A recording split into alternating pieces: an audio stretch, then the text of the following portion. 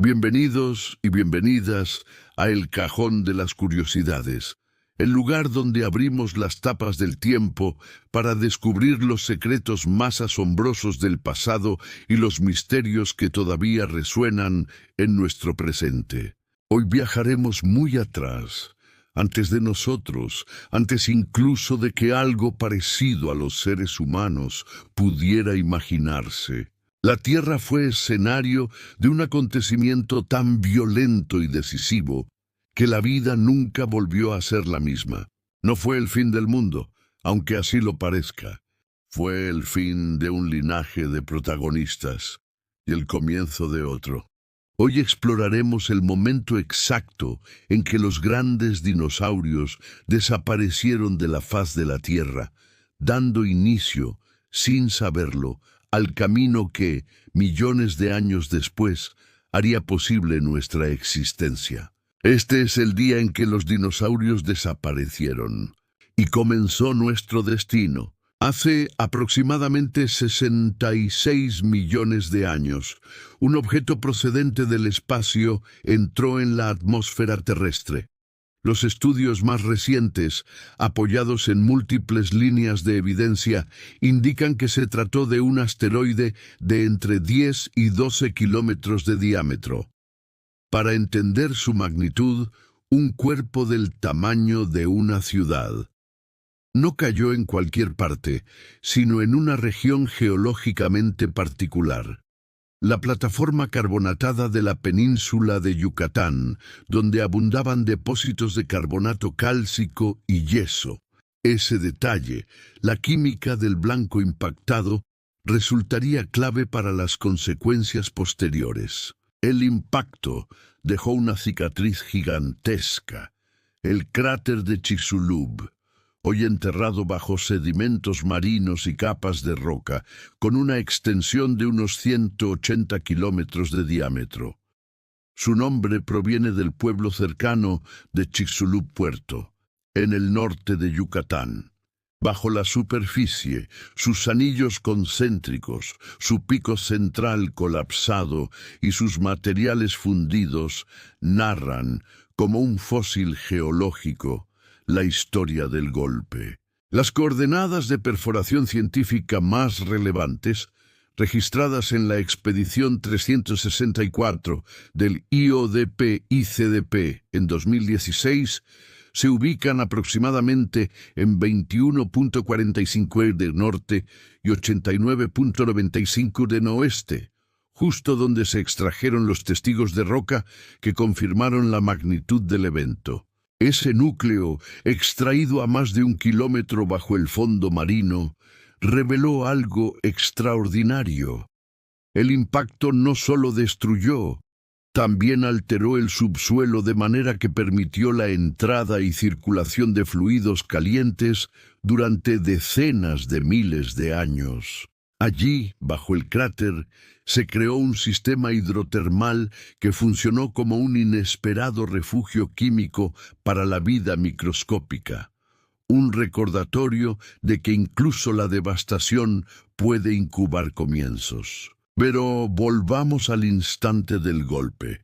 En el momento del impacto, la energía liberada fue equivalente a miles de millones de bombas atómicas.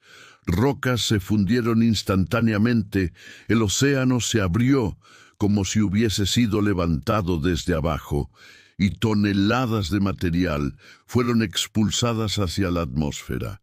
Una ola transitoria, de escala casi inconcebible, se formó en los primeros minutos. Luego, cuando el cráter se estabilizó, una ola en anillo, descrita en modelos recientes publicados en AGU Advances, se propagó por los océanos, atravesando cuencas enteras y removiendo los fondos marinos a miles de kilómetros.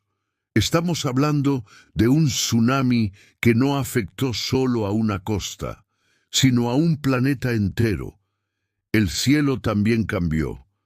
El choque contra depósitos de carbonatos y sulfatos liberó ingentes cantidades de dióxido de azufre y otros aerosoles a la atmósfera superior. Las partículas suspendidas bloquearon la radiación solar durante meses o incluso años, desencadenando un enfriamiento súbito conocido como invierno de impacto. Sin luz suficiente, la fotosíntesis se detuvo, las plantas colapsaron y con ellas los herbívoros gigantes. Las redes tróficas que dependían de ellos se extinguieron en cascada. No solo desaparecieron los dinosaurios no avianos, también se extinguieron los grandes reptiles marinos y muchos de los organismos dominantes del Cretácico tardío. Aquí aparece un detalle que rara vez se menciona, pero que es crucial para entender el rumbo posterior de la vida. La extinción no borró todas las funciones ecológicas, solo a quienes las desempeñaban. Es decir, se perdieron especies, pero no necesariamente los papeles. Algunas funciones, reciclaje de nutrientes, transporte de biomasa, equilibrios tróficos, fueron retomadas después por otros linajes. La arquitectura general del ecosistema sobrevivió, aunque con nuevos actores. Esta resiliencia funcional es una de las razones por las que la vida pudo reestructurarse, en lugar de colapsar por completo. Lo que desapareció dejó espacio. Cuando el enfriamiento se disipó y el planeta se estabilizó en un clima cálido, comenzó lo que a veces se llama metafóricamente la gran reapertura ecológica. Los grandes dinosaurios no volvieron, pero quienes quedaron ya no tenían a gigantes, dominándolo todo por encima de ellos. En ese nuevo mundo, dos linajes empezaron a ocupar roles mayores. El primero fueron las aves, los únicos dinosaurios supervivientes. Durante el Paleoceno, en ausencia de pterosaurios y sin grandes terópodos terrestres que compitieran con ellos, se expandieron en múltiples direcciones adaptativas. En el hemisferio sur aparecieron pingüinos de talla colosal, capaces de alcanzar pesos comparables a los de un ser humano adulto. Eran descendientes de los mismos linajes avianos que habían atravesado la extinción refugiándose en nichos menos afectados. El segundo linaje fueron los mamíferos. Durante el Mesozoico habían permanecido relegados a tamaños pequeños, en parte porque el dominio ecológico de los dinosaurios dejaba poco margen para gigantes mamíferos terrestres. Pero tras el impacto, sin grandes reptiles compitiendo con ellos, comenzaron un proceso de diversificación acelerada. Uno de los fósiles clave de este periodo es Purgatorius, considerado uno de los primeros primates conocidos. Sus huesos del tobillo muestran que ya estaba adaptado a la vida en los árboles. No estaba ligado al suelo, sino al dosel vegetal, un estilo de vida que millones de años después sería crucial para el linaje que acabaría dando origen a nosotros. Aquí es donde conviene hacer una pausa reflexiva. Lo que el impacto destruyó, también lo construyó. Si los dinosaurios no avianos hubieran seguido dominando las tierras emergidas, los primates difícilmente habrían podido escalar en tamaño cerebral, complejidad social y control del entorno. El cataclismo no solo cerró una era, abrió la pasarela evolutiva que más tarde haría posible la existencia de la inteligencia humana. Este es uno de esos puntos de la historia natural en los que destrucción y oportunidad se entrelazan hasta ser inseparables. El clima, sin embargo, no permaneció estable. Durante el Paleoceno y el Eoceno temprano, la Tierra experimentó un periodo de efecto invernadero prolongado. sin casquetes polares permanentes y con bosques extendidos a regiones donde hoy reina la tundra. Pero el baile lento de los continentes reorganizó la circulación oceánica. Al separarse Sudamérica y Australia de la Antártida, se estableció la corriente circumpolar antártica que aisló térmicamente el continente. Sin aporte cálido desde latitudes menores, la Antártida comenzó a congelarse, y esa glaciación marcó el inicio de un mundo distinto, dominado por entornos más abiertos. Cuando las praderas se expandieron, muchos herbívoros experimentaron nuevas presiones selectivas. El ramoneo de hojas en bosques dio paso al pastoreo en llanuras, y la hierba, rica en sílice, desgastaba las denticiones, favoreciendo especies con coronas más altas y mandíbulas más resistentes. Este ajuste alimentario provocó también cambios locomotores: patas más largas, cuerpos preparados para largas distancias, velocidad adaptativa. Donde hay nuevas presas, surgen nuevos depredadores, y en este escenario aparecieron algunos de los carnívoros más peculiares del Cenozoico, entre ellos los entelodontes, popularmente llamados cerdos del infierno. Eran artiodáctilos de gran tamaño, con cráneos imponentes y mandíbulas capaces de abrirse ampliamente. La evidencia fósil indica una dieta flexible. Podían comer raíces, carroña y, cuando la oportunidad lo permitía, incluso cazar presas de porte significativo.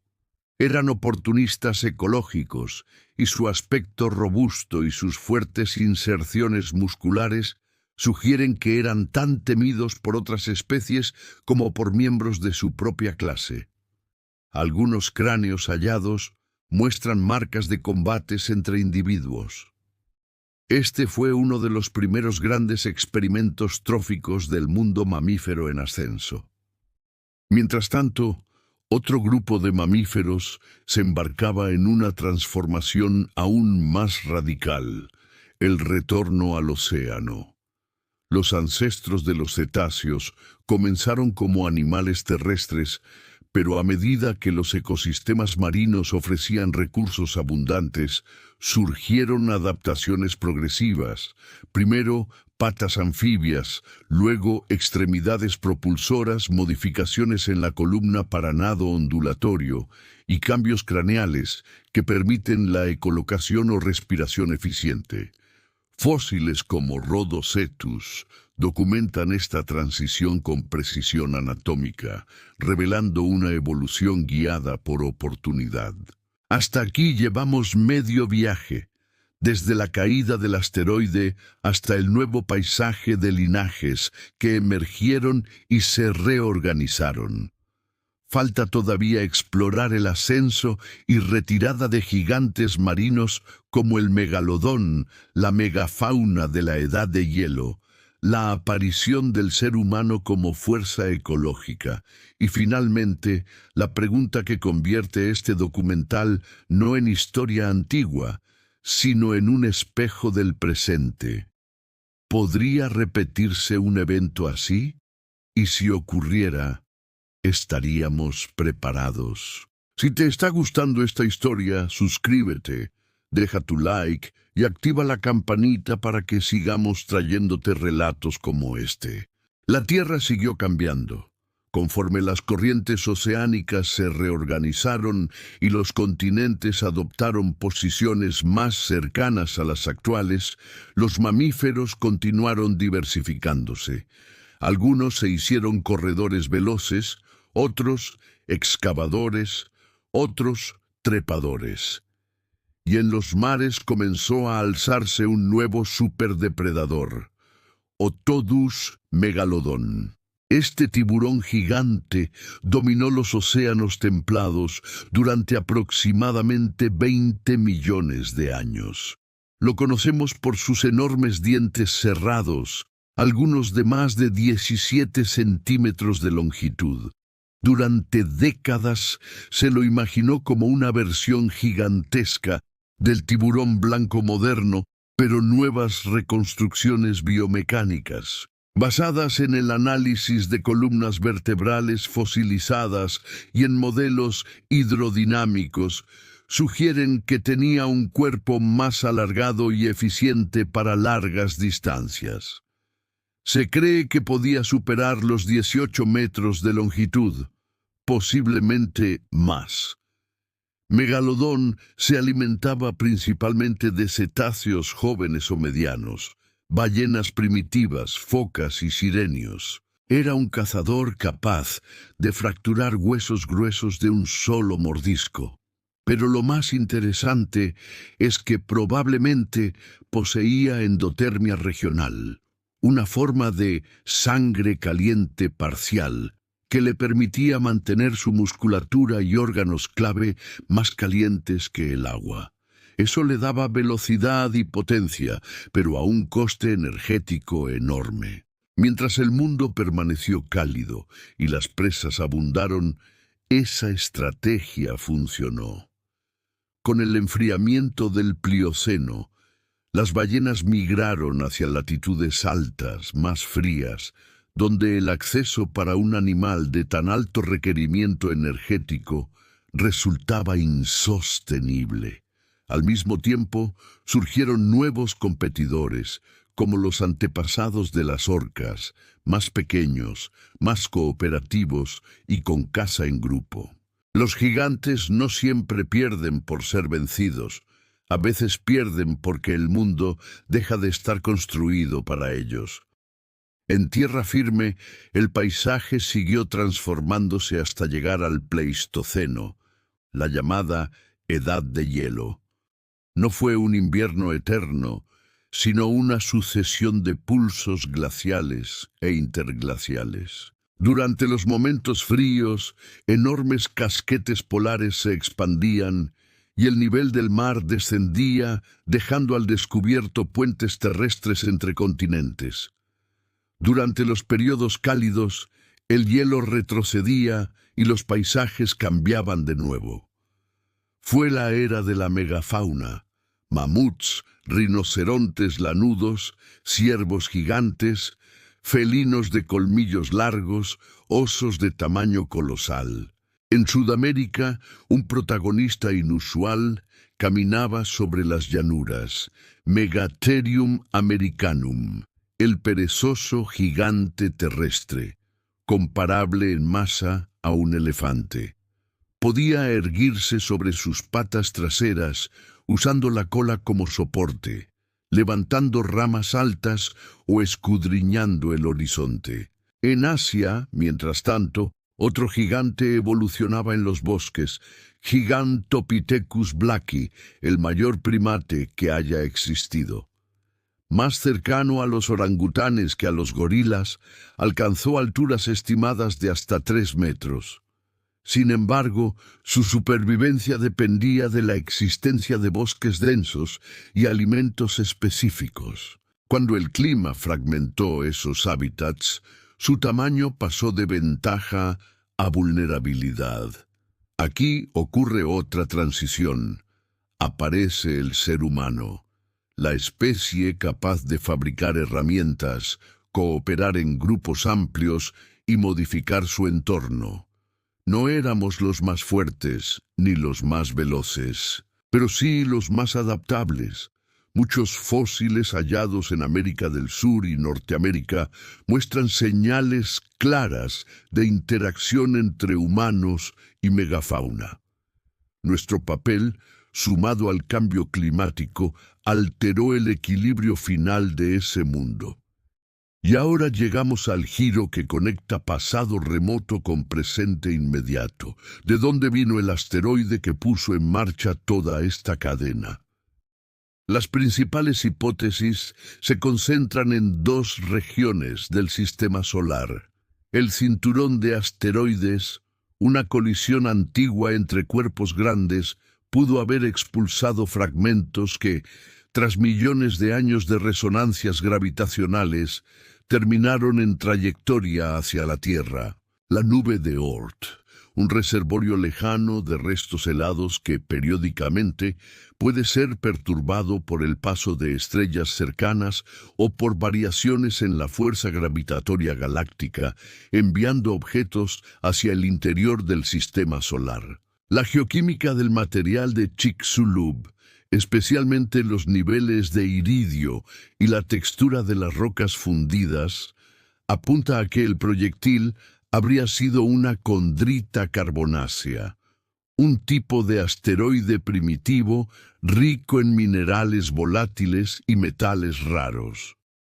Un fragmento del material original del nacimiento del sistema solar. La pregunta inevitable surge sola. ¿Por qué no vuelve a pasar algo así? La respuesta es fascinante y tranquilizadora hasta cierto punto. Eventos de ese tamaño son estadísticamente extraordinariamente raros.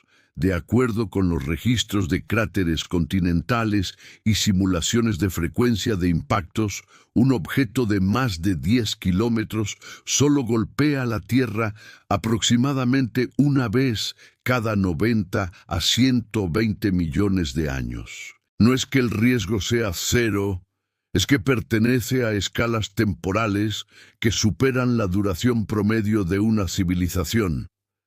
Además, nuestro planeta tiene un guardián silencioso: Júpiter.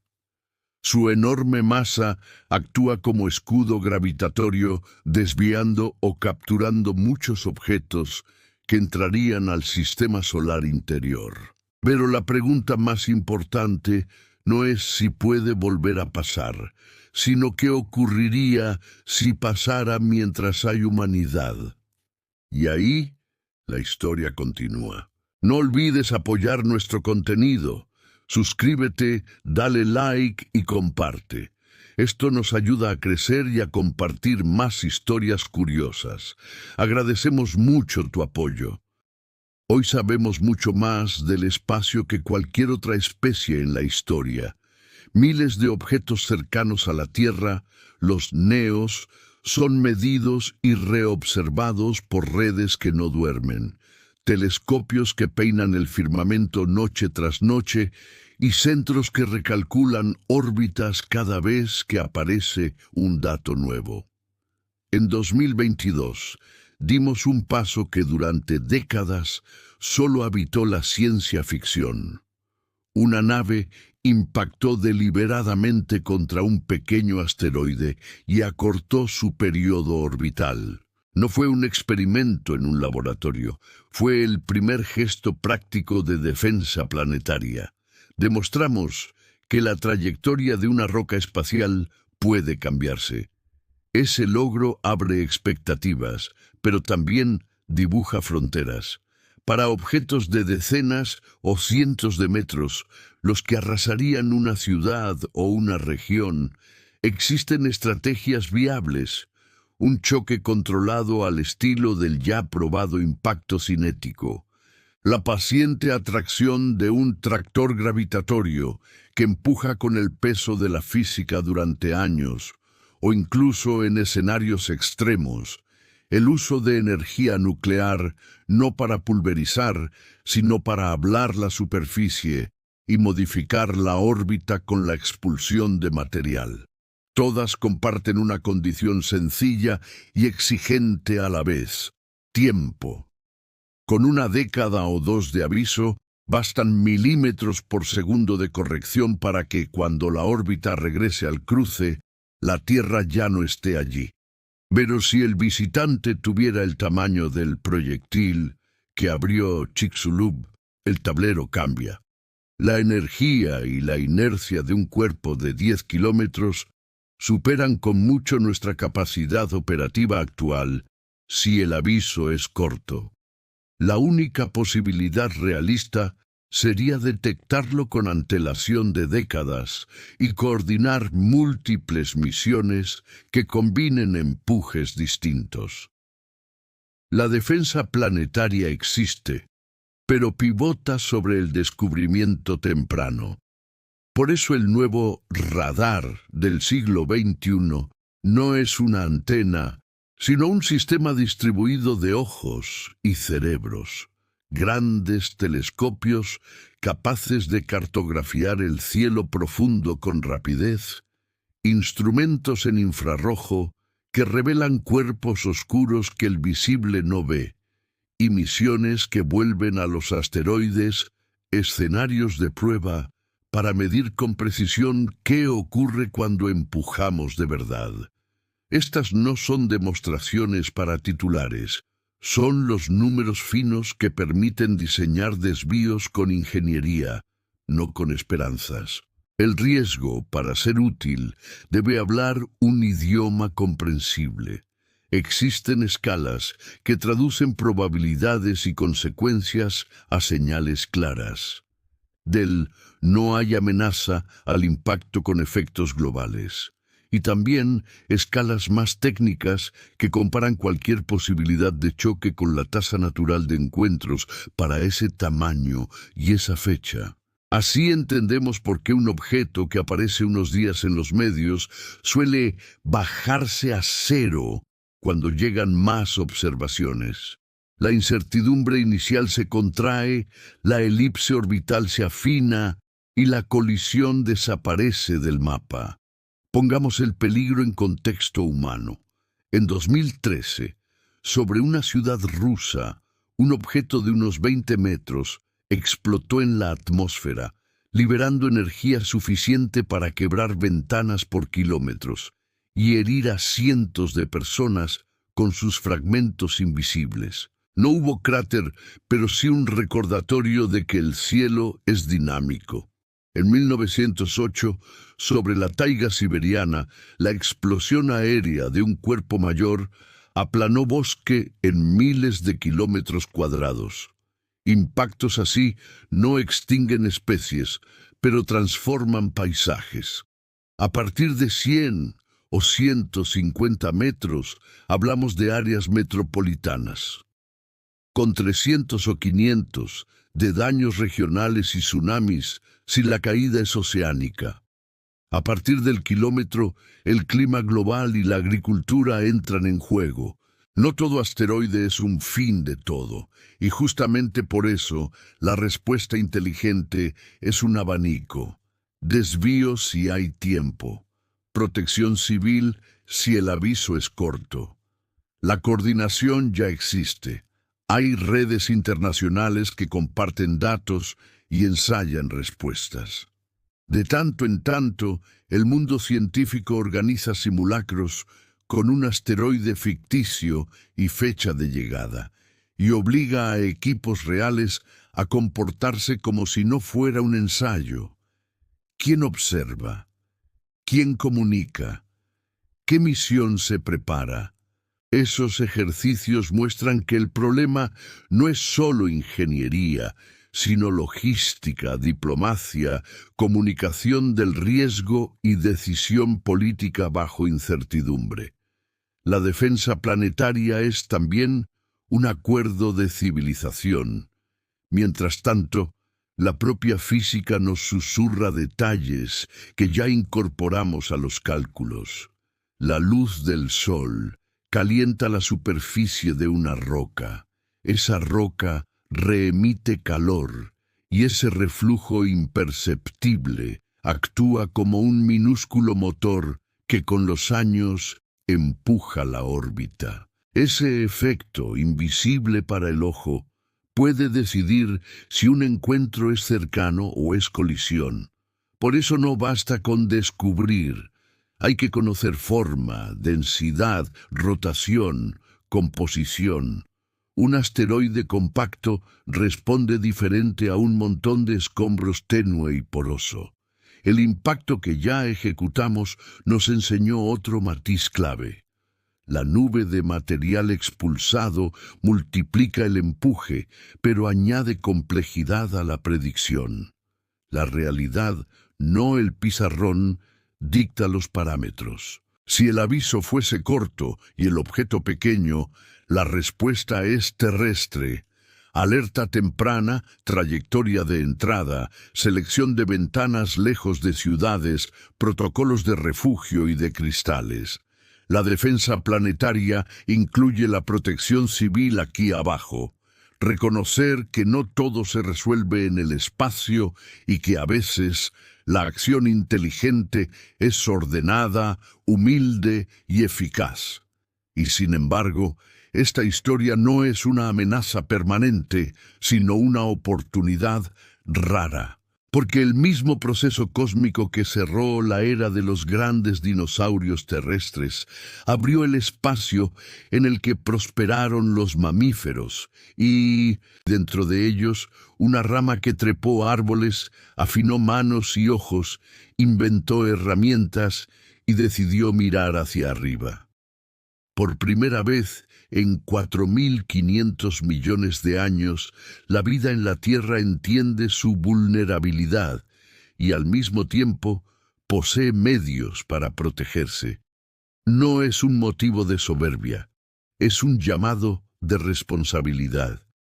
El aprendizaje no es glorificar la catástrofe, sino aprender a gobernar el azar. La resiliencia no consiste en regresar a un estado anterior, sino en convertir la herida en estructura. Telescopios que vigilan sin descanso, misiones que afinan la física real de un empujón, acuerdos internacionales que ensayan el «y sí» antes de que el «y sí» tenga fecha. El pasado nos mostró de qué son capaces el cielo y la geología. El presente nos convoca a la anticipación y a la cooperación. El futuro puede ser, si lo elegimos, la época en la que la conciencia se convierte en salvaguarda.